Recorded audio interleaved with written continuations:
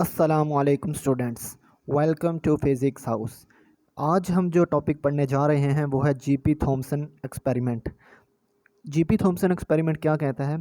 इन 1927 1927 में G P Thomson performed an experiment and confirmed the de Broglie equation of matter waves.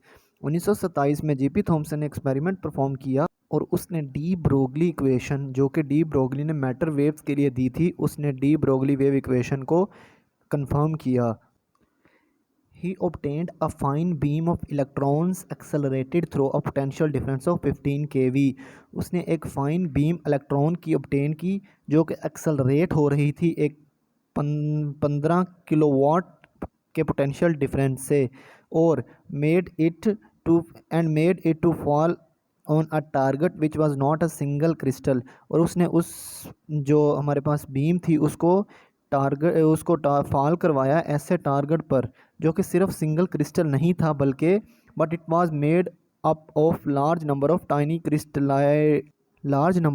क्रिस्टलाइट्स। उसने उस beam को ऐसे टारगेट पर फॉल करवाया जो कि सिंगल क्रिस्टल नहीं बल्कि एक large number of tiny crystallites से मिलकर बना हुआ था। और एक photographic plate was placed parallel to the target on which the diffraction pattern was obtained. और उस हमारे पास जो था ना टारगेट, उसके पैरेलल एक फोटोग्राफिक प्लेट जो है वो रखी गई थी जिस पर डिफ्रैक्शन पैटर्न था उस हमारे पास जो उस टारगेट का उसको फॉल करवाया गया था। वो जो फोटोग्राफिक प्लेट थी उस पर डायफ्रैक्शन पैटर्न था वो ऑब्टेन्ड हुआ था। जब डायफ्रैक्शन पैटर्न ऑब्टेन हुआ तो उसके बाद it was observed that the diffraction pattern of electrons was very similar to diffraction of X-rays। तो जो डायफ्रैक्शन पैटर्न था इलेक्ट्रॉन्स का वो बहुत ज़्यादा सिमिलर था डायफ्रैक्शन ऑफ एक्सरेज से। इलेक्ट्रॉन और एक्सरेज का डायफ्रैक्शन पैटर्न जो था बहुत ज़्यादा सिमिलर था। और नेक्स्ट पॉइंट है हमारे पास, as the diffraction is a wave property. जैसा कि हमें पता है कि डायफ्रैक्शन जो है वेव की प्रॉपर्टी है, so wave nature of electrons was confirmed. और इस एक्सपेरिमेंट में जब हमें पता है कि डायफ्रैक्शन जो है वेव की प्रॉपर्टी है, तो इलेक्ट्रॉन्स की वेव नेचर जो थी वो कंफर्म्ड हो गई थी, एक्सपेरिमेंटली प्रूव हो गई थी। उसके बाद हमारे पास जो नेक्स्ट पॉइंट है वो है wavelength of matter waves associated with electrons can be determined by using Bragg's equation. कहते हैं कि जो मैटर वेव्स होती हैं जो कि एसोसिएटेड होती है इलेक्ट्रॉन्स के साथ, उसकी वेवलेंथ को हम डिटरमाइन कर सकते हैं ब्रैग्स इक्वेशन को यूज़ करते हुए। ब्रैग्स इक्वेशन हमारे पास क्या थी? ब्रैग्स इक्वेशन हमारे पास थी 2d sin theta is equals to m lambda. तो अब हम इसमें इस वैल्यूज़ पुट करेंगे तो हमारे पास इक्वेशन जो है ये क्या बन जाएगी? कहता है if v is potential difference through which the electrons are accelerated. अगर v हमारे पास ऐसा पोटेंशियल डिफरेंस है जिसमें से इलेक्ट्रॉन्स जो हैं एक्सेलरेट हो रहे हैं, then the kinetic energy of electrons is, तो फिर उस इलेक्ट्रॉन की काइनेटिक एनर्जी हमारे पास क्या होगी? वो होगी 1/2 mv² is equals to we. तो हमारे पास m²v² आ जाएगा इज इक्वल्स टू 2mve आ जाएगा।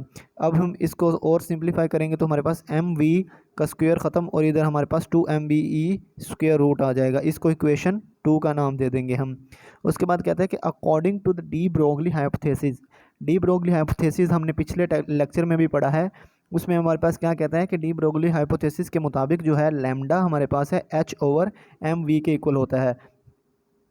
सो by putting the values of mv in the above relation हमारे पास lambda is equals to h/2mve आ जाएगा। mv की जगह हमारे पास वैल्यू आ जाएगी √2mve। तो इस इक्वेशन को हम इक्वेशन 3 का नाम दे देंगे।